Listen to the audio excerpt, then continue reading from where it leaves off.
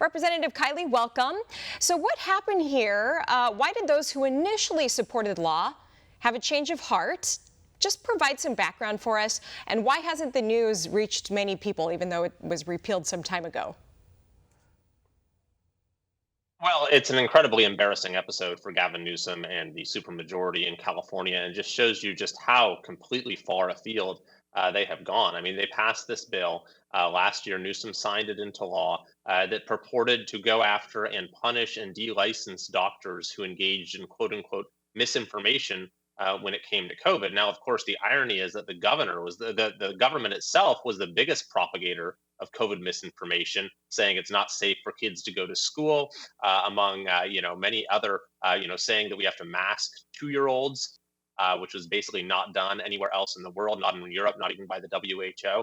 So the government itself, which is engaged in the most, harmful types of misinformation, decided to pass a law saying that we're going to go after and target you if you engage in misinformation, which, again, would have resulted potentially in people who are actually saying true things being targeted by the government. Now, what happened is there was a stinging rebuke from the courts, which held that this was unconstitutional. Even the ACLU ended up opposing it.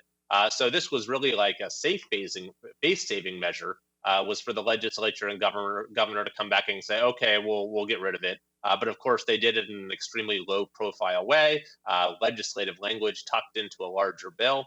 But I opposed this bill from the beginning. I said from the get-go when it was proposed that this is unconstitutional. It violates the First Amendment. It goes against what proper science is about, which is the free exchange of ideas. So I'm glad we got to the right outcome. But this is a case study in exactly what is so broken and radical about California government. We'd like to welcome you to our new home for uncensored news and hard-hitting talk shows. If you're tired of cable companies and social media giants chipping away at your most basic and important right, freedom of speech, by shadow banning, demonetizing, censoring, and policing every single one of your posts, then One America News on Locals is just what you've been looking for. Finally, you'll have the freedom to express your point of view and stay connected with like-minded fellow patriots. And the best part is, OAN on Locals is only $5 a month. All of our credible, honest, unbiased reporting, ad-free talk shows, and exclusive content, all at the fraction of the cost of cable. So to watch, just click the join button to get the news you can't get anywhere else.